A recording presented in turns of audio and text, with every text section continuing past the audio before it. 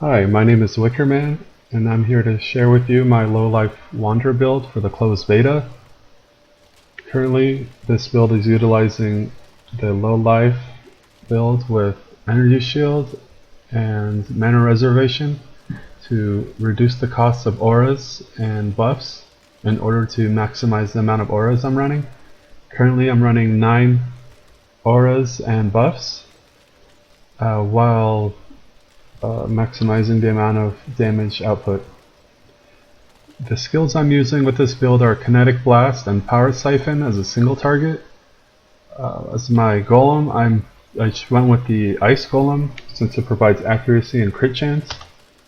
My wand I'm using is a physical DPS wand with high physical damage percentage as well as a high physical roll, and most importantly is the local critical strike chance as well as attack speed. As for Helm, I'm using an Alpha's Howl to increase the levels of aura gems to nullify the impact of being frozen, as well as 8% reduced mana reserve. For my shield, this is the best shield to use for a low life build. It's called Prism Guardian. It has plenty of resist, as well as any socketed gems inside of it have blood magic, which helps with the low life becoming effective, as well as an additional 25% mana reservation. For armor, this is basically the best low life armor or chest you can use for this build. It's called Chevron's Wrapping. It's pretty expensive on the live servers as well as the closed beta servers. But this basically allows you to run a low life build without worrying about chaos damage, and it's also nice with the energy shield recharge, and just the energy shield on it. 460 energy shield is a significant amount added to your character. For boots, I went with Blood Dance boots. These boots are very strong for closed beta since the frenzy charges are like incredible for closed beta at the moment. Some things to note that since I'm running Power Siphon as my single target, the 30% chance to gain frenzy on kill makes it a very important part of my build, because it gives me my charges very quickly. After killing 1 or 2 packs, I'll maximize my frenzy charges. I'm currently only running 3 frenzy charges. It's still a significant amount of damage increase, since each frenzy charge adds a damage modifier 4% more, as well as cast speed and attack speed per frenzy charge, and movement speed. I think that's from the Blood Dance boots. Something to note about the Blood Dance boots is that you have 3% reduced attack speed per frenzy charge. However, a frenzy charge on its own provides, I think, 1 or 2% per frenzy charge, so it's not as bad as it looks. Another thing that's nice about this is it adds a nice chunk of dexterity, as well as, since you're using a low life build, the 6% increased damage against enemies on low life per frenzy charge definitely helps out when you're trying to just take down a target as quickly as possible. As far as belt, I went with you can go with either a Rustic Sash or Chain Belt. Rustic Sash provides percent physical damage, and a Chain Belt provides energy shield. With this Rustic Sash, you're basically looking for resist, energy shield, and elemental damage with weapons. As well as a Chain Belt, you're looking for the highest energy shield roll, as well as weapon elemental damage and resist. Anything else is a bonus. Maximum life isn't that important for a low life build. You're basically trying to maximize your energy shield output. For gloves, I went with gloves with high accuracy rating, as well as resist and leech. In any form of leech, either mana or life leech, depending on whether you have enough leech on jewelry.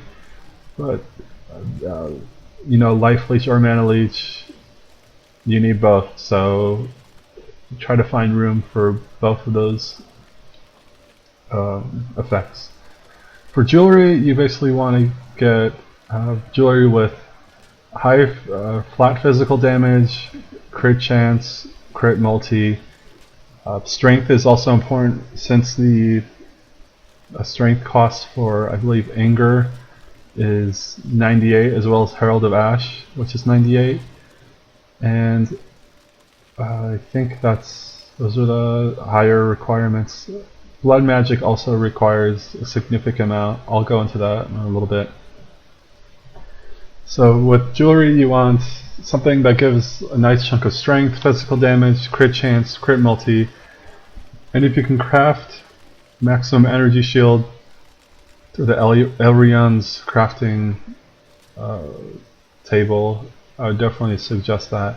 Other helpful bonuses on like jewelry is attack speed, leech, accuracy, any form of elemental damage like cold damage, even increased lightning damage. I think weapon elemental damage can also be rolled on rings and jewelry or in amulets. Okay, and as far as links go, I'll just start with the wand. The wand, I'm using a 3-link with Summon Ice Golem, Minion Life, and Fortify. Fortify is a nice little bonus just for minion survivability, and the reason I chose Ice Golem, like I said before, was at max level it provides 30% increased critical chance and 30% increased accuracy. This is a pretty significant amount when you add up your power charges and start picking out nodes, and you can use jewels on the passive tree to increase your critical chance. For the Alpha's Howl, I put in Discipline, Hatred, Herald of Ash, and Arctic Armour into my Alpha's Howl. Even though the nice bonus about Alpha's Howl is that it increased the socketed aura gems by 2, so Discipline is level 22, Hatred is level 22. However, all the Heralds and Arctic Armor are not considered auras, so they won't get this benefit. I would replace Herald Ash with a different skill, however, I need my other auras and my blood magic in order to maintain my low life build. For Prison Guardian, I put in 3 50% auras. One is Wrath, one is Haste, and one is Anger. Since they're all auras, they receive +1 socketed aura gems bonus to it, so that's really nice. As far as my chest goes, my main skill is Kinetic Blast. So I link Kinetic Blast with weapon elemental damage, greater multiple projectiles, physical projectile attack damage, and increased critical damage. There are other ways to increase this damage, but I feel this is strong enough as is. This is for a 5-link. For a 4-link, I would go with for Kinetic Blast, weapon elemental damage, greater multiple projectiles, and physical projectile damage. For a 5-link, I would do increased critical damage, or I would say maybe like added fire or added cold damage. But increased critical damage is, it helps one-shot mobs.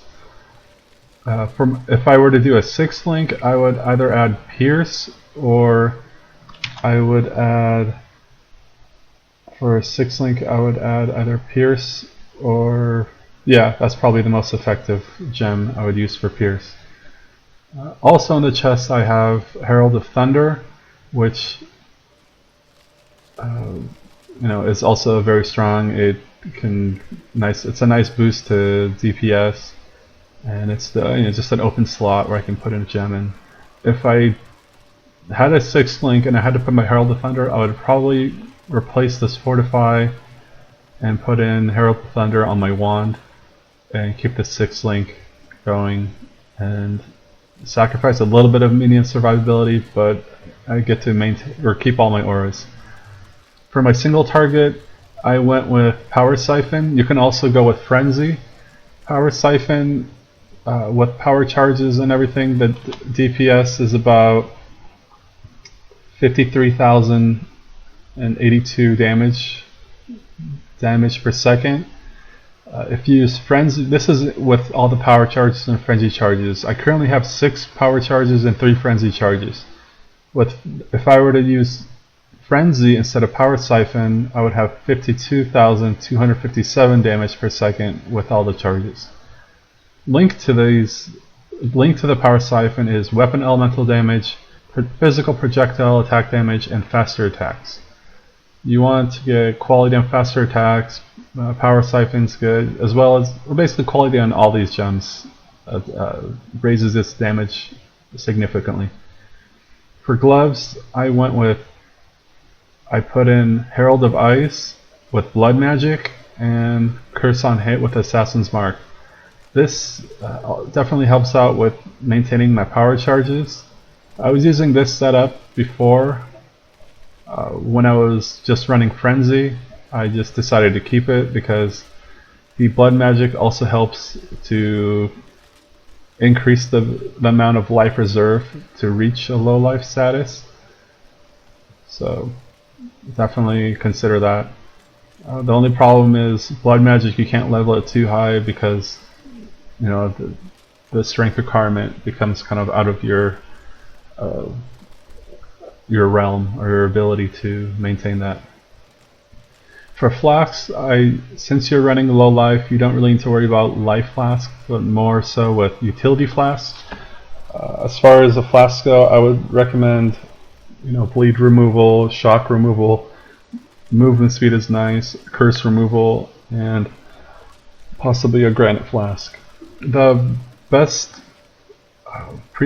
prefixes for flasks I would recommend would be Surgeon's flasks, because they give you 1 charge per critical strike dealt, and with this build you're critting just non-stop. As far as the passive tree goes, I start out with Shadow. I went from the physical damage start. I picked up all the mana reservation nodes, projectile damage nodes, the crit chance nodes. I went with all the power charges, most nodes that have energy shield with other added bonuses like Written in Blood. Even though the maximum life isn't that important, but it still gives more energy shield and 4 points than I would if I were to just pick single energy shield nodes. I also went with these 3 nodes, the Nullification and the Evasion energy shield. Evasion, it increases, it's just a little bit more defense. Also with this, it has 8 all elemental resist, as well as faster energy shield recharge rate, which is basically like a life regen for energy shield. Of course, with this build you need Ghost Reaver, as well as more reduced mana reservation nodes. These influence, the increased aura effect nodes are huge for this build. Since you're running 9 auras and buffs, your damage will significantly improve with each of these nodes. Like I have leadership, I have influence. Also on this side of the tree I picked up all these nodes. As far as you work your way down, as far as crit nodes, you basically pick up all these nodes. You come here by the Scion start, you pick up the Tree Strike and these critical chance nodes. You pick up Arcane Vision. This is very important because if you don't have this, your light radius, it'll be like you're walking blindly around just any zone. So definitely pick this up if you're going a high energy shield build. As far as wands, I pick up all these nodes. It's a significant damage increase, and as well as critical chance. These 3 critical chance nodes are really nice.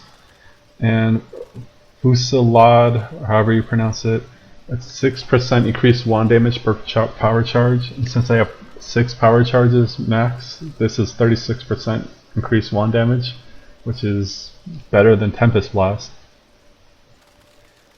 For more wand nodes, I picked up Wand Slinger. This is really nice for accuracy as well as attack speed and damage. Of course, I picked up Arcane Focus and Deep Wisdom. All these nodes, they all provide a nice chunk of energy shield.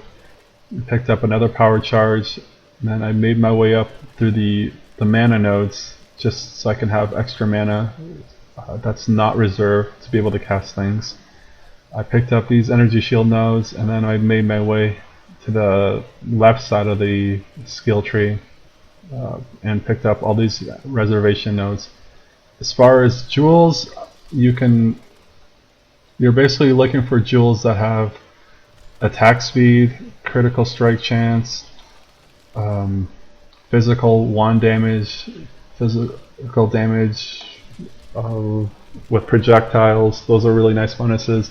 Other jewels I would recommend is this one. It's called Mantra of Flames, which adds 5, I think it varies, but this one has 5 to 10 fire attack damage per buff on you. Since I have 9 buffs, this is 45 to 90 fire attack damage bonus, and you'll definitely see a huge improvement. It's like it's about 1500 damage per second increase. Another jewel I definitely suggest is using this Conqueror's Efficiency. This is a 2% reduced mana reserved, and with this you can basically run a 9th aura or gem, because if you don't use this, you'll have very little mana and you can't cast, your Kinetic Blast, or barely cast your Power Siphon more than once. You can't even summon your Ice Golem. So this is needed for this build, or at least the way I made my build. Let's see what else. So with the tree and Alpha's Howl and the Jewel, you have a total of 44% reduced mana reservation, as well as if you also include the Prism Guardian, that's an additional 25, so you're looking at 69% mana reservation. So for auras such as the ones that are in my Prism Guardian, Wrath, Haste, and Anger, if you look, it says Wrath is only 16% reserved, where here it says 50%, so you're looking at about 70% reduction in mana reservation, which is incredible. And that goes onto blood magic, so you still have plenty of auras. I think you can I'm reserving 5 auras and buffs on my mana and 4 on my blood magic, which is great. Now I can show you an example of a map that I would run. This build can handle pretty much any high-level map. Most mods, definitely be careful of Reflect and Elemental Weakness if you're not overcapped, which I'm not. This build can pretty much handle anything. Let me find a map that I can show you an example of. Like this, for example, I can run this map pretty much with ease, so I'll just give you a demonstration. I only have 2 sacrifice fragments to add to this. So right now, without any charges, I have 23,541 damage per second with Kinetic Blast and 31,400 DPS with Power Siphon. So let me show you how quick this build is. It's pretty impressive. So,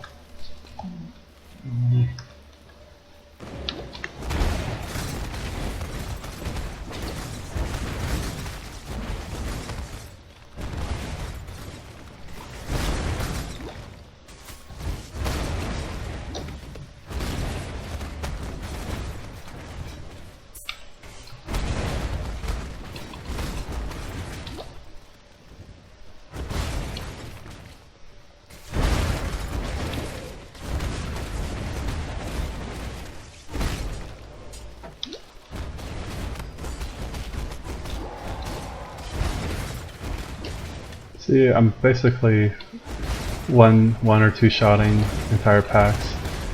It's better if the packs are closer together, because the AoE damage from Kinetic Blast is just huge.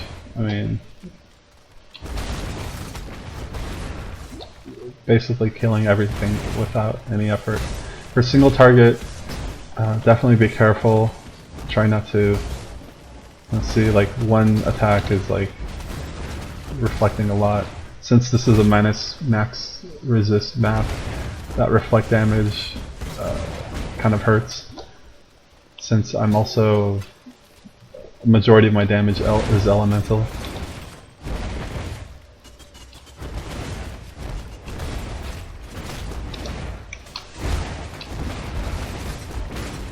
Yeah, man, I can do this map much faster.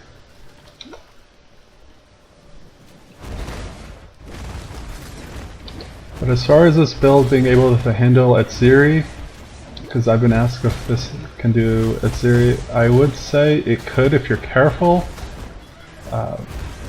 but you definitely would have to somehow increase your survivability or defense.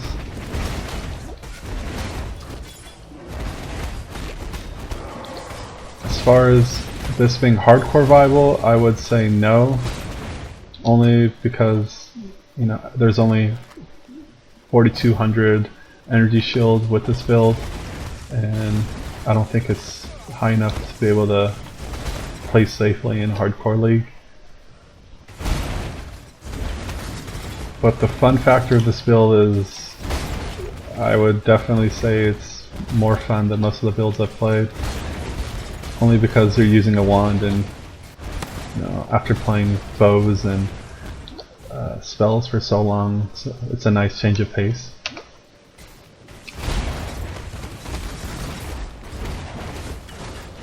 I mean, this is a high level map, and it's, you know, I'm clearing it pretty easily. Nothing to be concerned about in terms of defense or targets.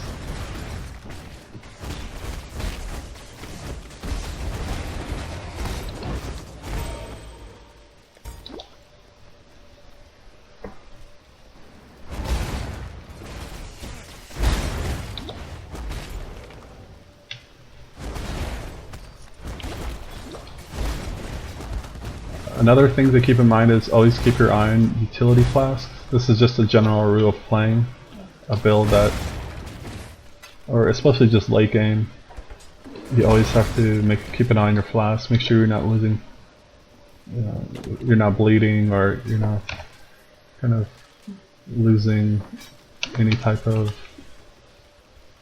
or if there's no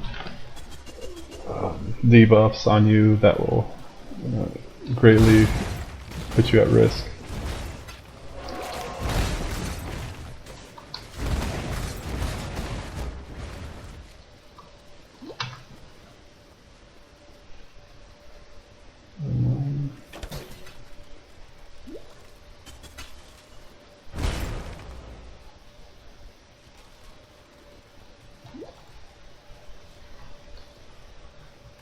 Now how to find the rest.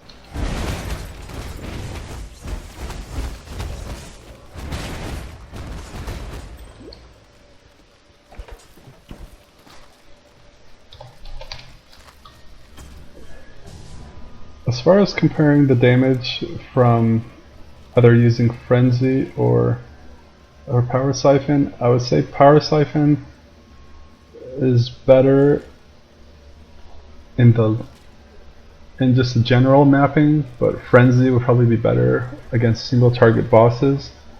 So, like for example, if you were to attempt Atziri, I would probably recommend using Frenzy over Power Siphon for single target. As far as alternatives for this build, if you were willing to sacrifice, I think maybe 1 or 2 auras, you can use Crown of Eyes. but you also have to keep in mind that you need to worry about your resist and being able to remain immune from cold. Since I don't have cold removable flask, I replaced it with just an Alpha's Howl, so I have room to use a different type of utility flask. And this is like an example of an alternative belt you could use, which is a chain belt. See, I basically look for a really high energy shield roll with resist, and I crafted weapon elemental damage. Didn't turn out too well, but other alternative amulets, you know, this would be like an alternative amulet. I would use this, but I need more strength for my current one. As you can see, you know, my current one I'm using has like 64 strength added, and my character has just enough for max level anger and Herald of Ash.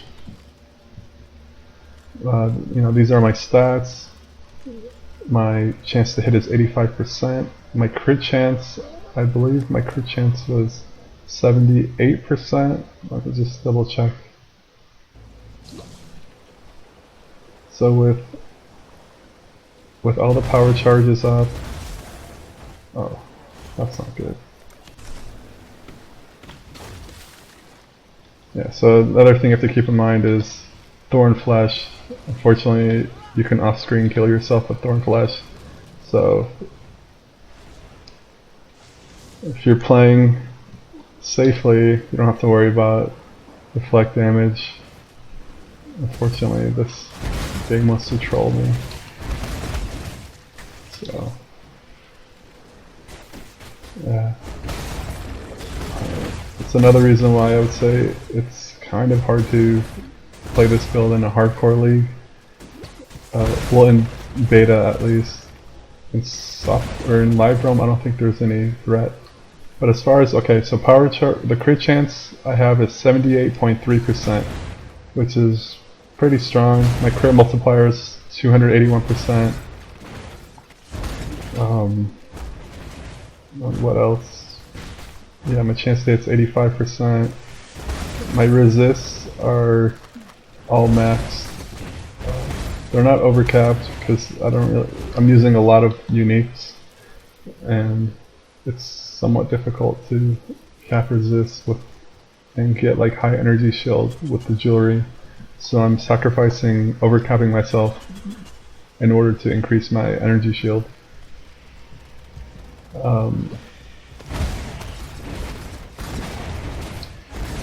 As far as defense goes, I have 2% physical reduction, it's basically nothing, and 18% energy shield, or 18% evasion, I'm sorry.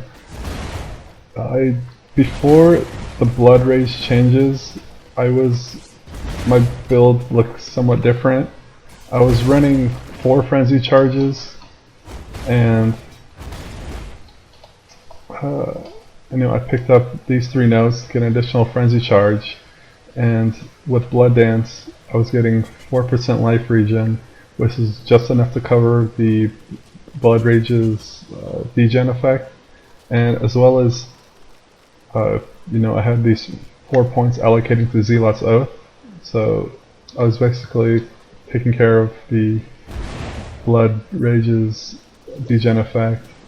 But since Blood Rage got nerfed, and well, more didn't get nerfed, but more specifically got changed into a more general buff for all builds. I lost, I think, the maximum number of damage you can get from the maximum increased attack speed you can get from Blood Rage at max level and quality is 20%, which isn't really much. It used to be, I think, 53 or 54% on low life. Another thing to note that the 6% used to be, I think, 10 or 11% physical damage leech as life.